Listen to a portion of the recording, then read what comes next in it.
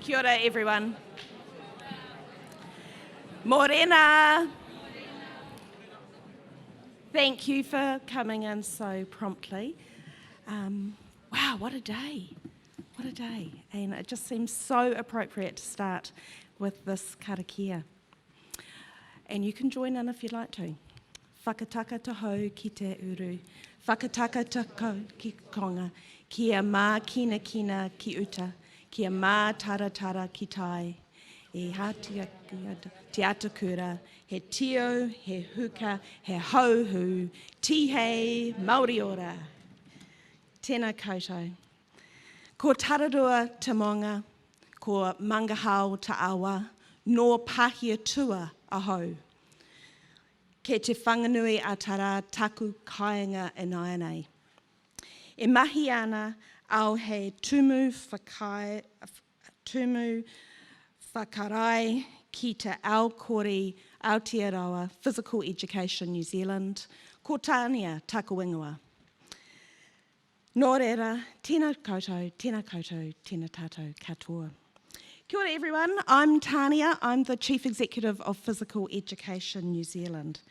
And on behalf of Physical Education New Zealand, the Health Education Association and Outdoors Education New Zealand, I warmly welcome you to Otatahi, to the Embracing Uncertainty Conference. Last night, the conference officially opened and we celebrated award winners. Congratulations to David McHugh from Woodstock School, who won the Outstanding New Professional Award. Physical Education New Zealand Life Membership Awards were presented to Lizette Burrows and Clive Pope. And the Life Membership for the New Zealand Health Education Association was awarded to Rachel Dixon. The most prestigious Physical Education New Zealand award, the Sir Alexander Gillies Medal, was awarded to two people, Alan Ovens and Clive Pope. Congratulations to all the winners.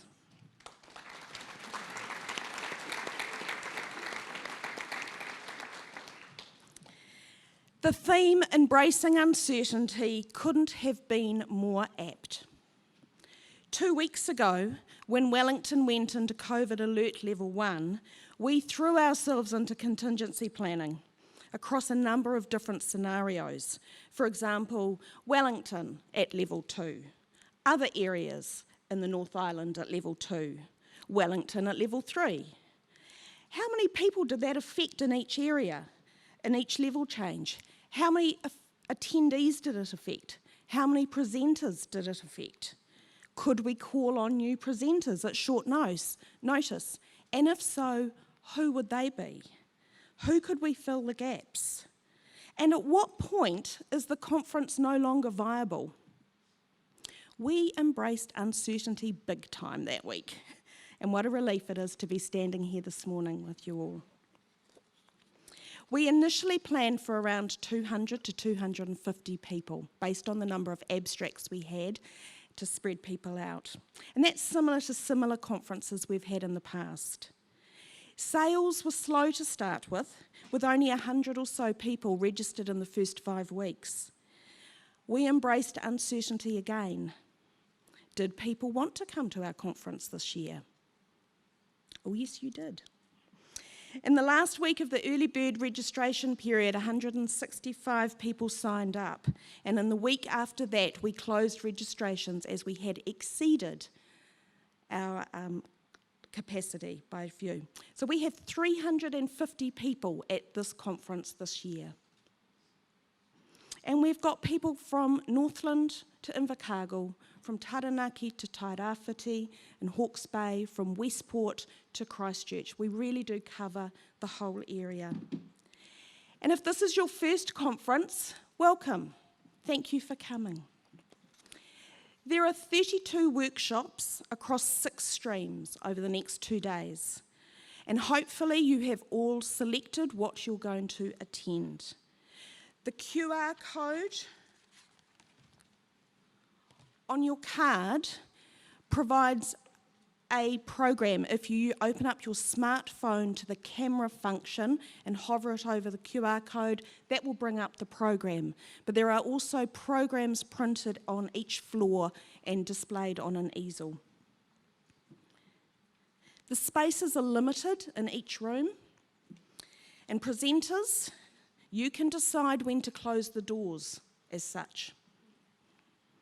Some sessions are repeated, so if you miss out on a session, see if that one is repeated.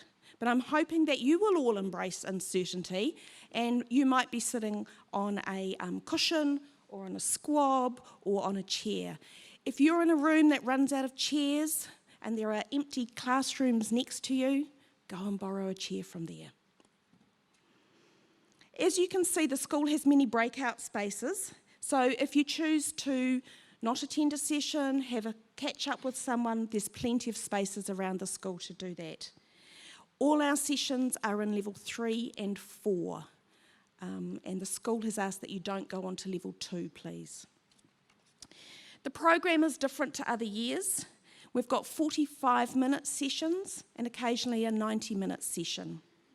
We wanted to provide a real bang for your buck this year, so we've given 2 intensive full days of professional learning and networking opportunities for you. Thank you to the 63 presenters presenting workshops and presentations, 3 panel discussion members, and new to this conference this year, the Pecha Kucha session this afternoon, which should be fun. Ngā mihi nui, it is your willingness to share your knowledge, experience, learnings and approaches with your peers that makes events like this so special and so successful. Catering will be offered on levels 3 and 4. For those of you that noted special dietary needs, your catering will be on level 3. There's a coffee cart that will be operational from morning tea, providing real coffee, and if you bring your own keep cup, there is a discount for that, and that's just pay as you drink. And if you get lost, find someone with a Embracing Uncertainty t-shirt and they'll be able to show you where to go. Thank you to our generous supporters, principal sponsor, the Ministry of Education, and supporting sponsors, sports distributors, Quest Accommodation Hotels, the University of Canterbury, the University of Auckland, NZCER and ESA Publications. The support from these sponsors help to keep your registration fees down, and they help us to put on events like this. The sponsors are joined by exhibitors, Water Safety New Zealand, Haka Sports Tours, and the Gaelic Football and Hurling Association. At the Ministry of Education table in the Conference Village, Ministry representatives Isabel and Stephen are happy to showcase new and upcoming physical education and health resources. They're really interested in having a conversation with you about the programs coming up, and they're there to answer any questions you have. Our good friends at Sports Distributors have a fantastic offer for conference attendees. As mentioned in the pre-conference newsletters, we encouraged you to do a stock take of your PE sheds before coming and to bring a shopping list with you. If you order the gear in the next 2 days through the online and use the code PENZ 2021, you'll receive an 8% rebate. And everyone who stops by and says hello to Jean in the next 2 days will receive a free Avro inflation kit for balls and cycles. The team at Quest have some great prizes as well. Win 2 nights accommodation at a Quest property anywhere in New Zealand. Simply download the app from Google Play or the Apple App Store to be in to win.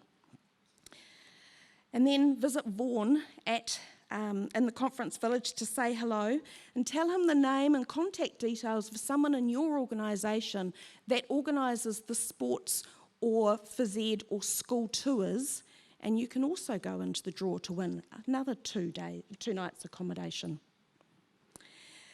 Have a chat to Dave at NZCER, find out what's new in the publication world to help your professional development reading. And say hello to Nick from the University of Canterbury, and perhaps there's some postgraduate courses you might be interested in. We've also got the team from Auckland University, Wayne, Alan and co, and they can tell you what's happening in Tamaki Makaurau. So please take some time to talk to our sponsors and exhibitors.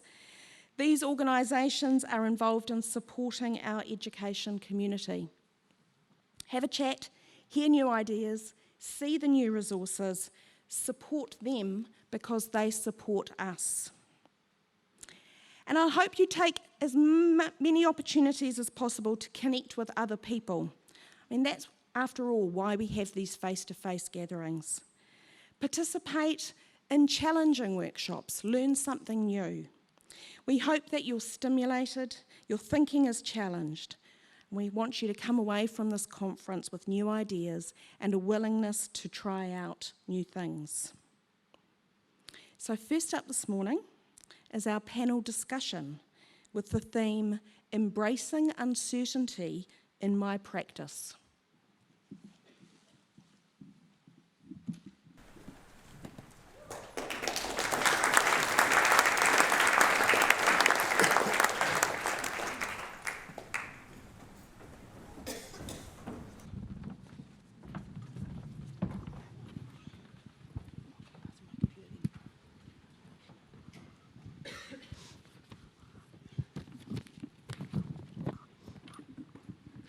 Tēnā koutou katoa, nei rā te mihi kia koutou, no Tamaki Makaurau o, ko Puketā Papa Te Maunga, ko Whautiawa, ko Carl Condolif, toku ingoa. My name is Carl Condolif, I'm a board member here at PENZ. I'm also a PE teacher and Deputy Principal at Wellington East Girls College. I have the privilege of facilitating today's panel on the theme of embracing uncertainty in my practice. How today's going to work is one by one, or as they are due to speak, I'm going to introduce each of our panellists.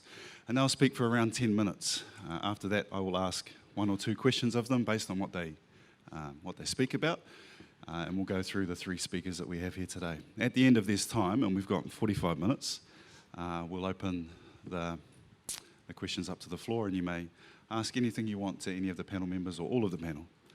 So we'll go ahead and introduce our first speaker. So hailing from the Maiti Waikato, Louise is a Head of Department Junior Health and Physical Education at Wellington College, where she's taught since 2018. She is also the Kaiā Whina Māori, or Māori Student Mentor, a pastoral care role centred around advocating for ngā tamatāne Māori through the provision for them to succeed as Māori. The mother of 3 teenage boys who are currently navigating an education system which constantly places them in a deficit model, Louise sees a key part of her role as a teacher to unequivocally and unapologetically advocate for the potential of our ngā taiahoi mā. Our young men face so many uncertainties in a world that often paints them with the broad sweeping strokes of being the villains or tells them to go talk to someone yet gives them no one to talk to. Louise will look to unpack their uncertainties in their words in the context of their uncertain world while advocating for their potential to be heard. Louise Carter.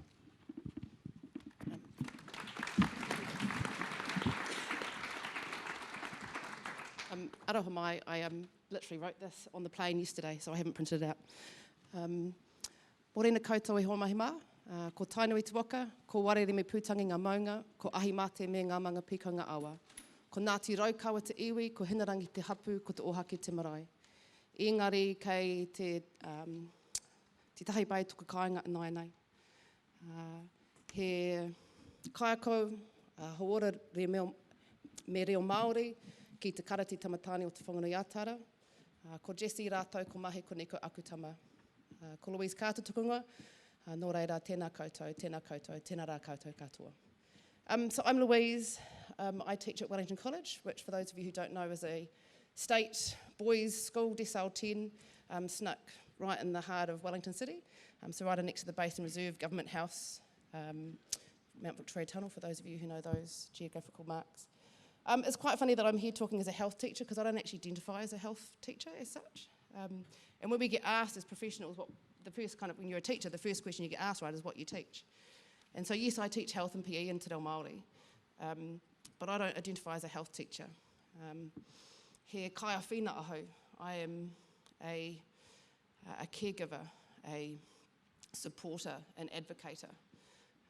He kai te ake ahau, I am a guardian, I am a keeper.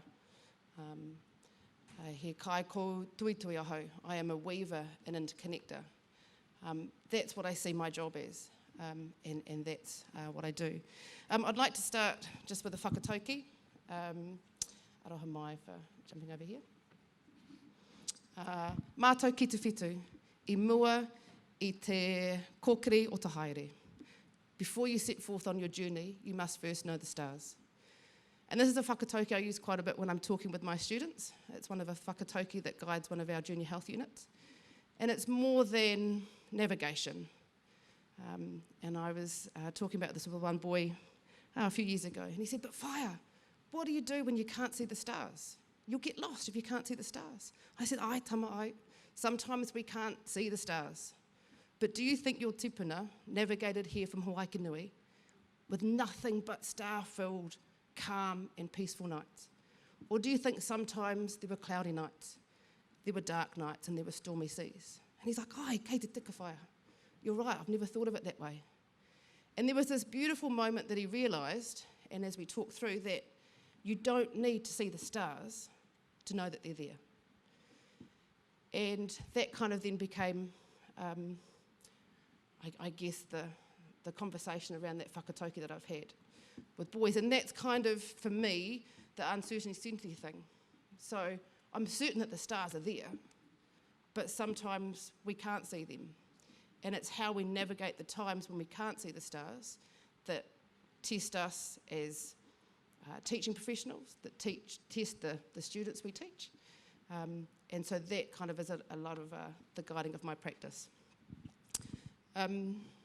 So that kind of led to us in our department using whakatauki to guide every single one of our junior units in health and PE. So there's a whakatauki which is kind of like the mooring post of those units that we keep coming back to.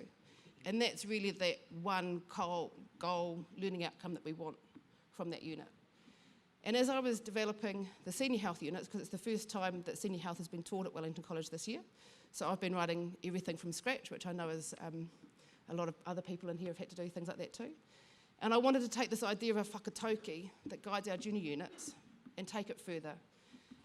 So all of our senior health units are underpinned by a pūrākau, by a traditional te reo Māori story, some known very well, like Maui and the Sun, some local, around our taniwha, Ngāki and Whataito. But the first 2 days of every unit that we start is just delving into this pūrākau and the lessons that we learn. And if you think of Maui and the Sun, which is a pūrākau I'm pretty sure most of us would know, Maui had a goal. He knew what he wanted to achieve and he knew why. And he knew his people would be better for it. He wanted to slow down the sun so they had time in their day to do everything that they needed to do. But he was the only one that was on board at first. And he was this haututu little brother, the cheeky little one. So he had to pull in his brothers. He had to be charismatic enough to pull in other people to his vision. He needed to problem solve. He needed a goal set. He knew what he wanted to do, but he had to go out and get it. He needed the expertise of other people to make that reality happen. And it's all those lessons that we can learn when we actually unpack these pūrākau. And for me as a health teacher, it's around the learning and teaching outcomes that we can pull from these into our teachings. But it's also around pumanawatanga, or it's one of those words that doesn't translate very well into English, but potential or talent. And the potential and the talents that our students have, and we have as adults that are teaching them, so that they can pull their potential out of these stories. Maybe they're a problem solver. Maybe there's someone that's really good at bringing other people in. Maybe they're the kaimahi who weave the ropes to lash the sun. But everybody in that context has their own pumanawatanga. So that's using those.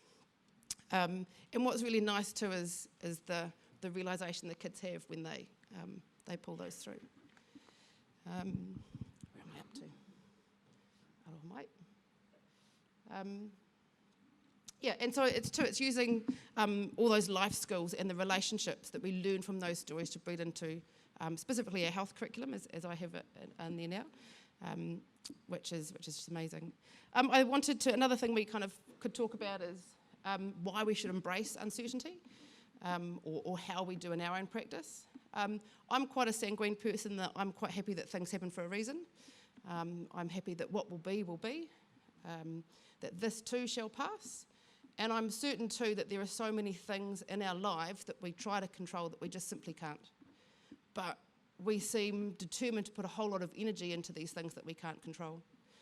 And I guess that's a lot of the teachings too, through school.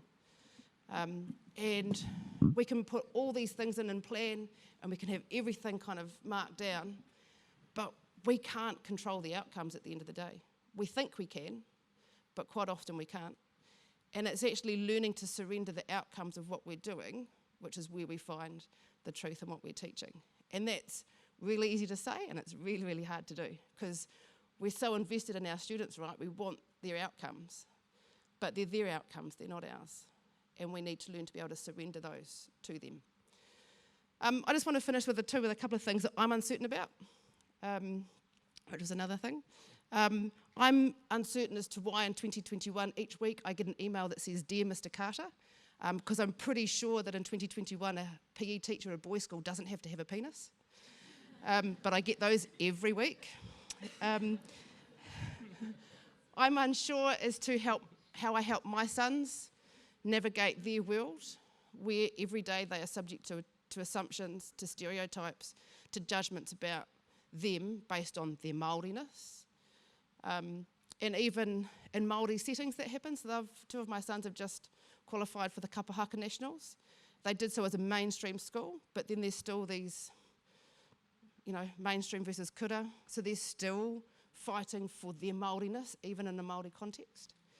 So I'm uncertain how to do that, but I'm certain that I'm going to fight for them every step of the way and advocate for them, and I hope they never know how hard we have to fight for them to have their potential heard. I'm uncertain why we continue to separate curriculum and pastoral care, because I'm pretty sure in my classroom it's one and the same. And I'm uncertain about what bridges I'm going to need to build in my future, but I'm certain that I'm not going to spend my time lugging around wood for some hypothetical bridge that I may never need to have to build. And that's an analogy I use with my kids too, and all these things they try to carry around with them, that actually it's about teaching them the skills to navigate those spaces when they might need to build a bridge, not giving them the muscles to carry all the wood around with them. And to me, that's what the health curriculum boils down to: life skills and relationships. And if we give them that, then any uncertainty they face, they're able to face well. Nō reira, tēnā koutou, tēnā koutou, tēnā rā koutou katoa.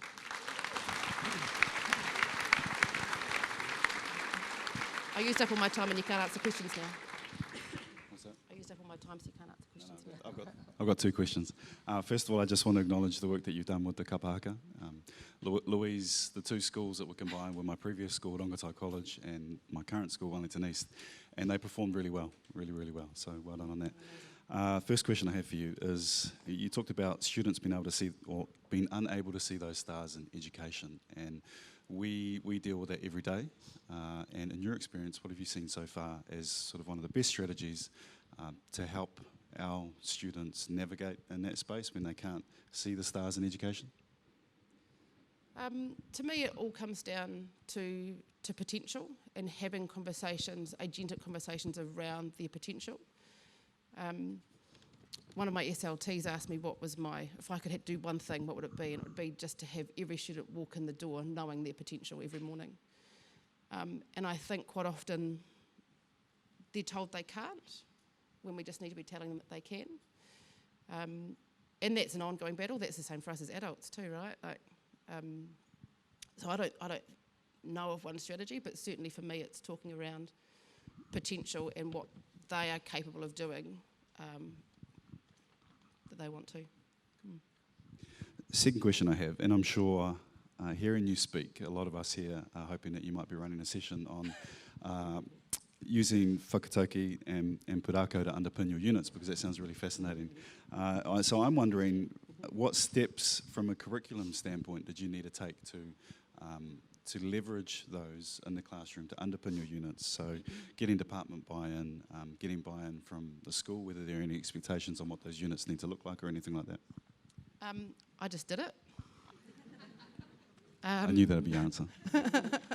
I'm a ask forgiveness, not permission kind of a person sometimes. But given that it was the first time, it was quite an easy sell really, because it was the first time we had the units. No one else was teaching them. And so that was kind of my course to kind of develop. And when I pitched the idea, everyone thought it was really, really cool and a nice extension. Same when we pitched the idea of kind of using the whakatauki in the junior units. People like to have that kind of, that mooring post, I guess, that kind of guides the teaching and learning. And so I don't know how it will go potentially next year when it's not just me teaching those units. There'll need to be a lot of upskilling and things there. But it was, yeah, everyone kind of embraced the idea, but yeah, I just did it. Thank you.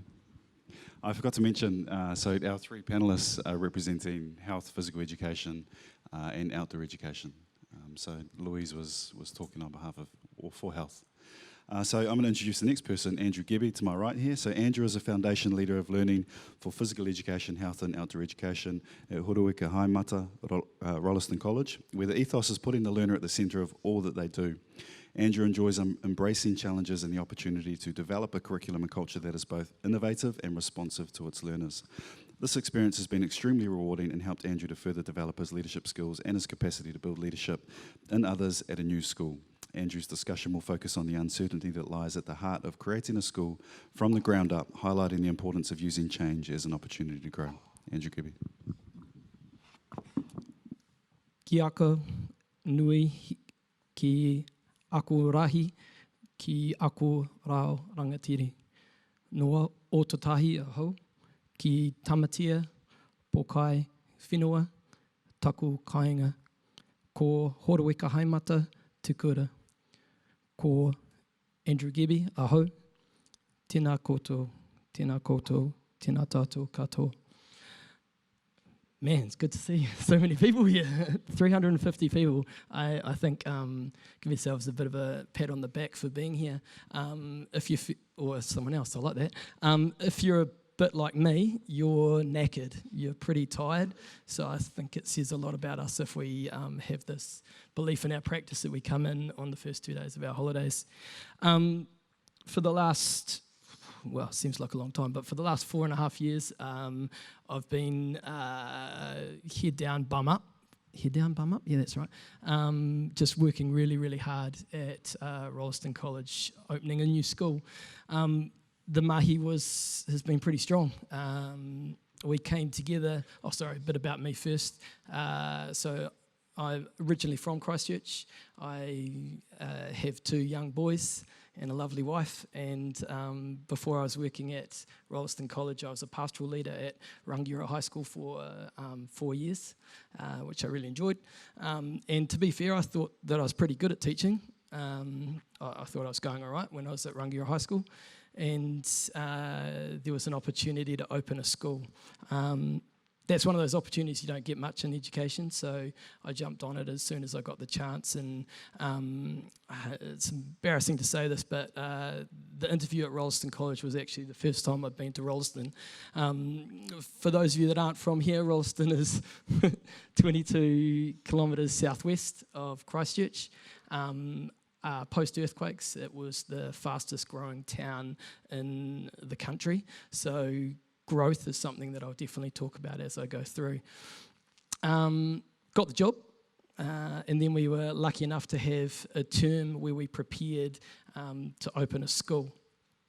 That first term was pretty intense. Like I said, you come in thinking that your experiences are going to set you up really well to build a new school, but actually you really need to go backwards before you can go forwards.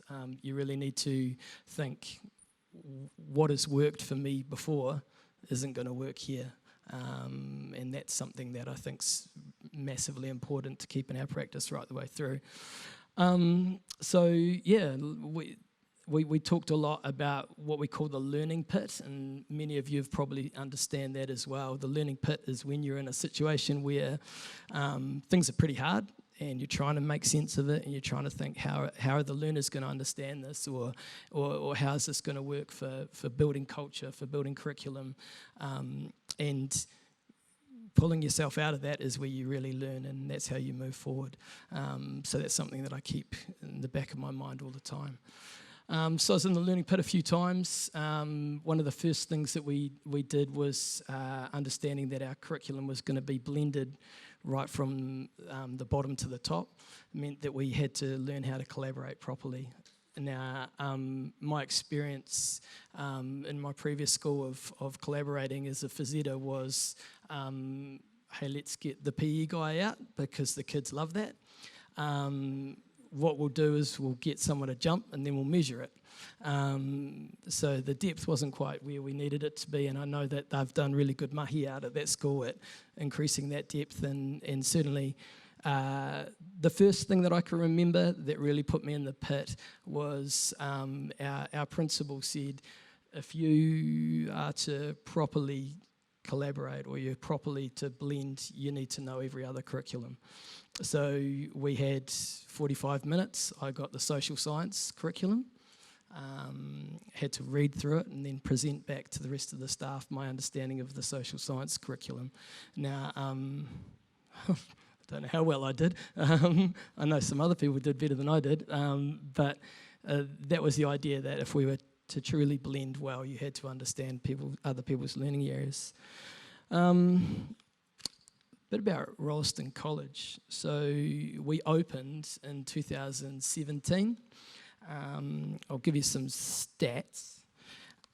2017, we had 4 of us. I don't know why I'm reading for this. There was 4 of us in the department. There was myself, Hayden Shaw, Sarah Ford, and Hayley Tiplady. And now we have 14. So we have 14 teaching phys ed across our school. Our foundation learners were 225. We have around about 200 of them still, so they've stuck through, which is really cool. Our school roll now is 1,290, and our Year 9 cohort was 354, which is ridiculous. I've got, and this is going to scare Brian Stiles as well, but the Selwyn district population at the moment is 71,500. The projection for 2031 is 89,600. We have 9 primary schools and 15 ECEs in Rolleston alone. So growth is huge, and with growth comes challenge. We have 1 gym,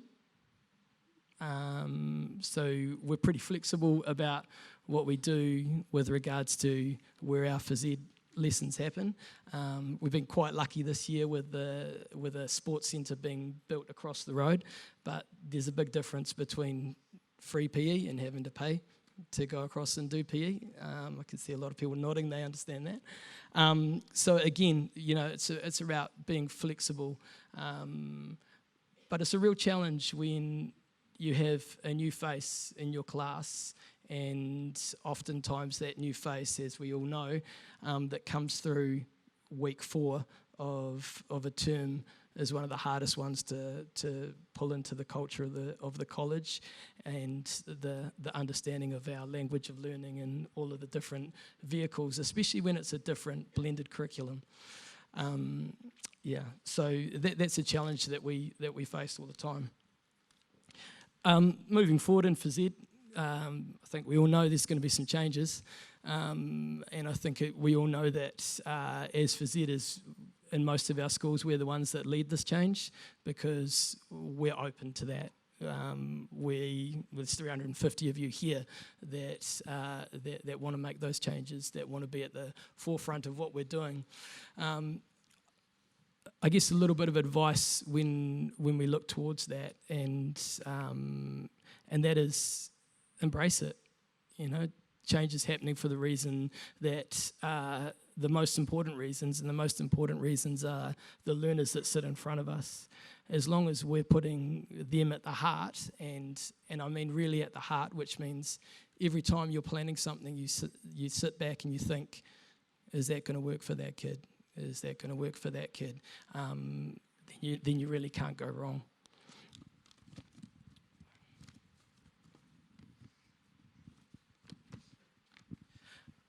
Sorry, I've gone off topic a little bit, but when I think back to some of the changes that we've had, our first year teaching phys ed at Rolleston College, we had 3 100-minute blocks a day. One of those blocks was connected, which was blended curriculum of the core subjects. And then we had a selected program, and then we had ACOR. And on one day of that week, we had phys ed. Now, phys ed in that state was team taught, so it would be myself and Sarah, or myself and Hayley, and we would have 55 kids. So 55 or 60 kids. So we'd either team teach them, or we'd split them, or we'd do whatever we needed to. Within the selected program, we had some fantastic blends at the start that have become unmanageable to be able to do, but our selected program meant that if Carl was a learner in year 9 at Rolleston College, he would have picked to do challenge in term 1, which was our outdoor ed. He would have picked Sports Plus probably in term 2, in it to win it in term 4, and he would have done 300 minutes of phys ed a week. We've lost a few of those courses. Sports media was one that I really enjoyed as a blend that's been unable to be staffed, but we've continued those blends into the senior school. Probably one of our most successful courses is our Year 11 Sports Analytics course, where learners do mathematics, numeracy standards, as well as phys ed. Like I said, we started with 3 100 minutes. We're now at 4 70 minutes, I think, on some days, working around Wednesday sport. And yeah, we are constantly changing timetable. So timetable changes, new staff, new learners. It takes an enormous amount of work to put it all together. So how do you do it? I think the key to the success that our learning area has is my team. I've got a fantastic team of teachers, really, really open to change, open to challenge, open to making the most of whatever situation we're in. Also, I think allowing them to lead, allowing the people within our team to take up those challenges and I guess be at the heart of whatever they're fronting to the learners is really important. I said before, see opportunity or change as a challenge, but also a chance to step up and prove yourself. Positivity, like our jobs are hard. I was talking to Sue McBain last night, and teaching's really hard now, so keeping positive, but also keeping fresh with what you're doing in front of the kids. And then the last one, and this has become, I don't mind sharing, I had a pretty hard year last year, so I think we talk about work-life balance a lot, and I can't advocate more for a different way of looking at it, which is called work-life preference, which basically means, because in my understanding of numeracy, balance means it's equal, which means work and life are equal. They don't need to be. We've all got kids at home that are really important to us. It's really good to sometimes come home and not get your laptop out. I was guilty for 4 years of working every night and working overtime, so I think that's my little bit of a challenge to you guys is work as hard as you can, but make the most of those lovely families outside.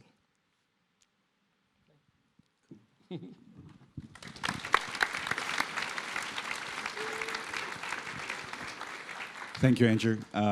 So our school's going through a pretty significant junior curriculum review, and I've spent hours poring over your documents, so it was really good to hear some of the things that you're doing.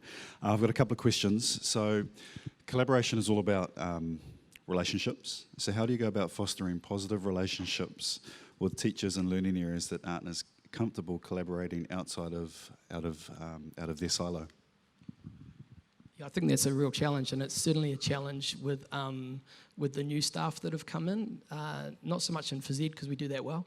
I think in some of the other learning areas that have come through, they've come from schools where it's really siloed. But it's just breaking down those barriers, being present, being open, being able to listen to what they're doing in their learning area and understanding ways that we can enhance. It shouldn't be about changing the way we do things, but enhancing learning across those learning areas. And ultimately, if it's going to mean deeper learning for the learners, it's on those staff to make it work. I think you're right, and I think with those founding staff members, that was a given. They'll be able to connect and collaborate, but those incoming staff members, it might be a bit more of a challenge. Kind of related, how do you advocate for quality PE in a connected curriculum? Because we've got so many learning areas that see theirs as the most important and often place PE at the bottom of the ladder. And we're all kind of fighting for our non-negotiables. So how do you ensure that in those connected spaces, PE is getting a good say, a good look? Yeah, I think we've come full circle, and as a result, we've ended up going back to old school PE. So we started in the connected program. We still do blends in our selected program, but our phys ed program now is 2 times a week, 1 teacher, 32 kids, running through our junior units. So it's gone a lot more backwards. We still collaborate in the level ones and in the selected program, but yeah. You happy with that, or you still want to be connected? I think for our learners, it's better for us to be in the traditional setting, and that's what I push for, because, as you said, we do end up being I guess the long lost cousin in some respects. So we get more out of our learners by having our phys ed program, but being able to add merit when we do come into connected program, if that makes sense. Yeah. Cool. Thank you. Okay, our final panellist is Emma Don, and in 2018, Emma began at Oxford Area School, Te Kura o Te Poho Rakahua, as HOD of Health, PE and Outdoor Education. Previously a strong outdoor education school with a well-established program, Emma had massive shoes to fill creating new and exciting learning opportunities that allow students to grow, learn and shine together. The core values of Oxford Area School, add to the mix a newborn baby in a term of maternity leave, and you have plenty of opportunities to embrace uncertainty. Emma's talk will centre around some of the pivotal moments in her journey towards a teaching and learning program she runs today, and share some stories from both her and her rangatahi's aha moments along the way. Emma Don. Kia ora, Carl. Hey, we've sat for a while, team, so should we just jump up and have a wee move?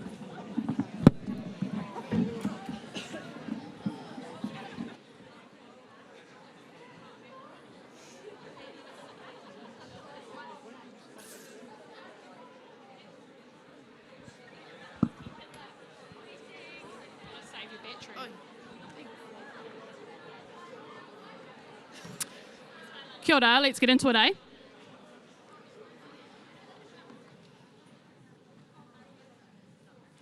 I'm off to a good start because I've already moved you by what I've said, so... Hey, before I start, I'd just like to kōrero to these people up here. It's a pretty hard act to follow, but I will do my best. I'd also like to thank EONS Education Outdoors New Zealand for backing me to be on this panel and to represent us up here today, and thank you to the conference organisers for their mahi, because this doesn't come together overnight. So my sharing with you today is a reflection of my experiences and that of my students based on the things I've been a part of since I started at Oxford Area School as head of department. I know that in many ways it could seem like working in an area school you have it easier than most. We are in a beautiful rural setting, we have smaller class sizes, and we're super close to lots of places that we can use in education outside the classroom. That's sort of the tip of the iceberg, okay? Underneath the water, there's lots going on, things like the timetable, constraints of the school day, the school bus system, our financial obligations, sharing of resources like gear, equipment and vans, finding drivers when you have a class that doesn't fit in one van, multi-level classes, student absences, EOTC paperwork, and the SLT senior leadership team battle, to name a few. I do love those people. This is just a wee window into how I embrace uncertainty, and I hope that it's a sounding board for you all to be able to share over the next few days. It's only a reflection of my own experience, but I hope there's something here that may resonate with you on some kind of level. Perhaps not today, but maybe at a moment when you need it the very most. So, picture this, Tuesday the 16th of February, 2021, my newly formed outdoor education class are rearing to go, plastic tubs with wetsuits and towels and sunscreen. We're off to our first surfing lesson at Waikuku Beach. We're good to go. On the paperwork it says we'll leave school at the start of break 1, 11 o'clock, and my lovely husband Aidan will kindly drive the second vehicle that I've borrowed from the rugby club. Because Year 11 Ag is timetabled at the same time and they need a van as well, and I have one van for a class of 16. I'm lucky my husband is a surfer and that he's a self-employed mechanic. How will I sort this into the next few terms, we'll have to see. Tammy, the head instructor at Surfwise, phones me at 8:45. Morena Emma, I'm down at the beach and it's really wet. It's howling with the rain, there's a southerly wind and it's going to get worse. It's not really conducive to our first surf lesson, to be honest. What do you want to do? Do you want to hold off until next week? What do you think? Do you want to hit the pool again if you want to keep it practical? What are your thoughts? What do you want to do? Well, in that moment I stop and I take a breath and I just smile. I think personally, Tammy, that we need to get into it. We need to get these guys in the water. That's what they want. How about we just come to you as soon as we can? We'll come to you now. We'll get away. Great, Tammy says, yep, we'll send you as soon as you get here. So I'm off the phone and into the DP's office. We're heading to surfing early. We need to make the most of the conditions while they last. They're forecast to get worse. So she says, okay, that makes sense. Just let the office know. So I'll let the office know that we're off and I'll mark my roll and the DP's back. Emma, students have can-do photos today. Could you get that sorted before you go? Yes, I can. Next is that I call my lovely husband. You need to get here earlier. Straight to voicemail. Straight to voicemail. Out our way, the reception is notoriously challenging.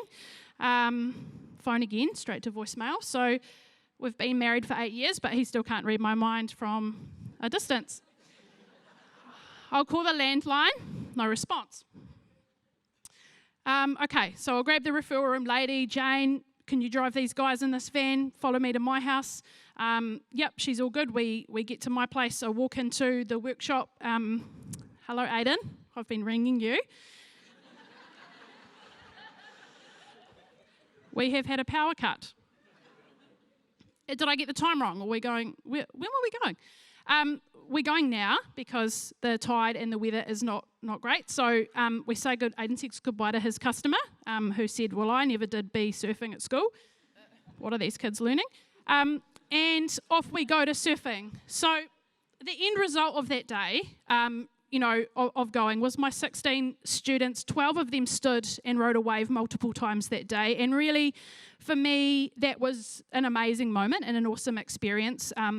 It was a way to embrace the uncertainty of what the weather was going to do and the tidal conditions. It surpassed the surfing instructor's expectations and it was an awesome day. And it was one of those days for the memory books and to bank when you're not feeling so positive. So kia ora koutou, ko Emma Don toku ingoa. I'm the head of department at Health of PE and Outdoor Ed at Oxford Area School, Te Kura o Te Poho Rakahua. We're located in North Canterbury at the foot of Mount Oxford and the Canterbury Foothills.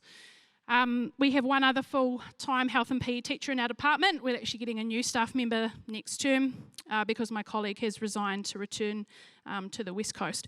Our school is very similar to many area schools. We are bottom heavy. We boast most of our roll from years 1 to 8, although we are growing significantly in years 9 to 13. We have enrolled as many as 25 new students in year 9 and 10 alone. That's something previously unheard of for our school. I applied for this job while I was 38 weeks pregnant. Earlier that year, we'd moved to a lifestyle block, and I interviewed for the job 2 weeks after having my second child. And when I got the job, I was able to negotiate a term of maternity leave so I could start when Toby was a bit closer to 6 months old. When I started my role, I had many doubts. Was I the right person? Will I provide students with learning experiences to send them out into the world better people? Will I be able to establish change in an effective way? Can I build quality teaching and learning partnerships with these country bumpkins? Will they accept a townie? Will I last 4 periods without breastfeeding? However, our skills are built, not born, and uncertainty and change is the new normal and it's everywhere. We make it work, and my journey and that of my learners is no exception. In the time since I took this position, we have completely rebranded outdoor education. We have established odd and even year programs, offering a diverse range of skills, activities and life experiences for our rangatahi. We have tripled the number of students embracing this subject area. We've introduced a junior outdoor education program this year, along with growing our junior and senior health and PE programs. I have made an effort to intertwine the old and the new, offering students a variety of outdoor activities while aiming to grow them as people, to prepare them with tangible skills to negotiate an uncertain future. We have a beautiful natural environment at our doorstep, but often my learners are over the local area. They have been there, done that, got the t-shirt, they tell me. They want to go further afield, want to take a roadie. And I've taken that student voice on board despite the push from above for a localised curriculum. Learners have told me of their concern for the future and the environment, artificial intelligence taking over, that they worry about being alone, about not having lived a life, being without support and those around them who love and care for them when they need it the most. In our classes, we are inclusive of everyone. We relate our learnings and experiences to the wider world and try to broaden student horizons, helping them see that they can do it, that they have the skills to make a difference and to support not only themselves, but others as well when needed. Our community service project for Term 1 was to work at the Kathmandu Coast to Coast. My students had the opportunity to volunteer at the Waimak Bridge on the kayak to bike transition for the day, volunteering to get kayaks out of the water, to load boats onto trailers, to suck out water and other contents, and to marshal. And yes, I did take out Richie McCaw's kayak. The boy I did it with didn't know who he was, so the girls will never forgive him. One 2-day competitor arrived in and did not have his support crew to meet him. Never mind, they'll be coming. He made his way up to the bike, no support crew, no bike. Despite numerous calls on the PA, which eventually resulted in the announcer saying that the support crew had really let their guy down today. Where could they possibly be? You needed to be with him hours ago. We never quite realised or got to the bottom of what happened there, but 2 of my students marshalling at the bike transition got talking to him and found it to be the most eye-opening experience. They learnt so much in that moment of time that it could have taken me a term or more to teach. The empathy, the life skills, the recognition that years of training had led him to that moment and being let down by the very people who should have been there for him. Super powerful to see and hear and be present with someone having a moment like that. This learning area, outdoor education, is the ultimate when it comes to embracing uncertainty. There's so much outside of our control.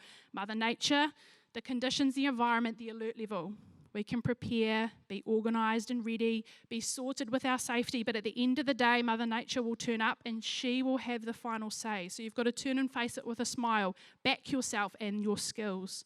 You have to role model how you react. A parent with you on a trip has their elderly father pass away in the night.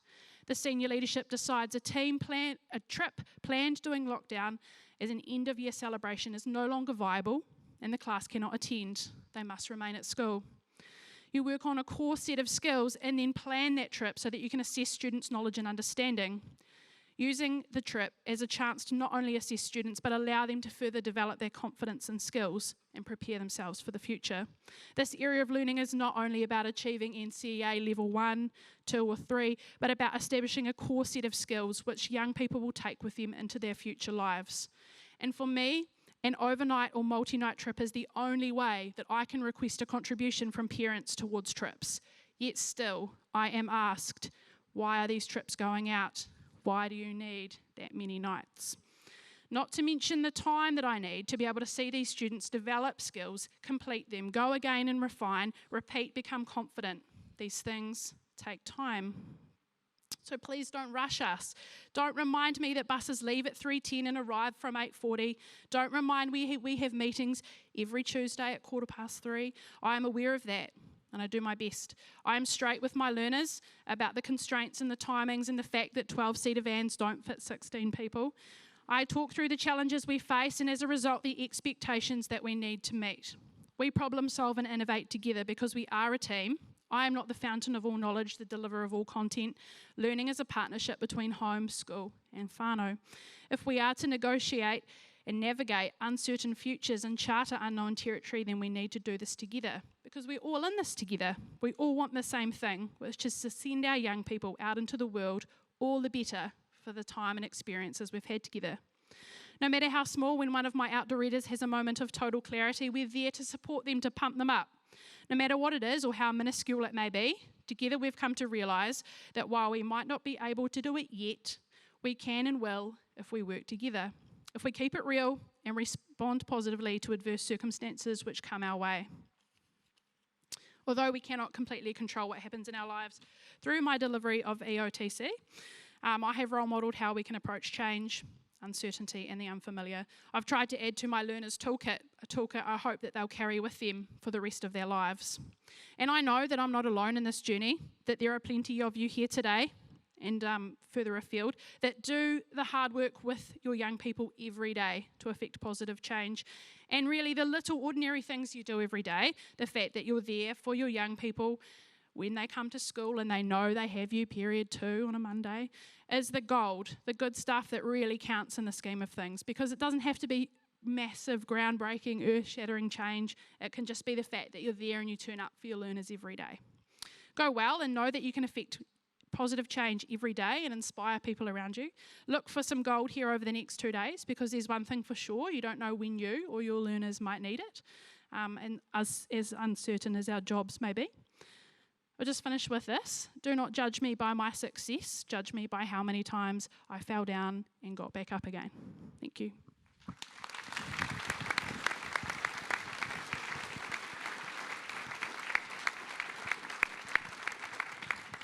Emma, thank you so much for your really engaging and entertaining chat there. I've got a couple of questions as well. First of all, I'm in awe of outdoor educators. We have a couple of stunning outdoor educators at my school, and just the relationships that they have with their students, the time out from school and from their whānau, it's really challenging, and I think you painted a good picture there of what that's like. Personal question, what skills feed into your ability to be so flexible in a space that has so many variables? Yeah, I think I have to acknowledge my whānau. So I have an amazing husband, and he, when him and I decided for me to apply for this job, we made the call that I was all in, and I would do everything that we needed whenever it was needed, and he has taken the role with our 2 boys. He likes to say that he was a home father before Clark Gayford was. That's his call. He likes to say. So really the support from home, knowing that I don't have to rush away, that I can commit everything, and when I am away on a trip or when I head to school and pick students up, or often I pick them up on my way because they live near me, that is my mind, that's where my mind is, and I don't stop thinking about it until the last student has got home, and I think that's really important, that I have the support from home, but I put my head in the game, and that's where my head is. That's good. That's really good. Thank you for that. And one last quick question, because I know you painted a picture of rural life, which was fascinating. What's the biggest difference between a rural versus a city student in your experience? Yeah, our students often have either done 13 years in one school, So they've started in year 1 and moved all the way through. I've got a number of them in my current class, but some of them have come to us for various circumstances. They've either moved from town. Oxford is about 45 minutes down a straight road from Christchurch, and often people move for different reasons. They want to try something different, or family brings them out, or friends. But there is some deficit kind of thinking. We go to the school, and these guys go to town, and they're better than us. And a big part of my practice is to pump my learners up and to say that no one is any better than you. There may be someone who you went to school with and they now drive past our school and go into town, but there's various different reasons for that, and what they're getting in terms of where they are at Oxford is no better or worse than anywhere else. And I firmly believe that certain learners will do well in certain school environments, and we see some learners come to us and flourish, and some don't, and they move on. And that's Thanks. Out of respect for the next presenters, the 9:30 sessions, we won't be able to have any questions from the floor, unfortunately, but do feel free to, if you bump into these three, ask away, because I'm sure there's plenty you have to ask them, but I just want to acknowledge their input today. I know it's not easy getting up on stage and speaking to such a big audience, so they did really well. So let's give them another hand of applause. Thank you.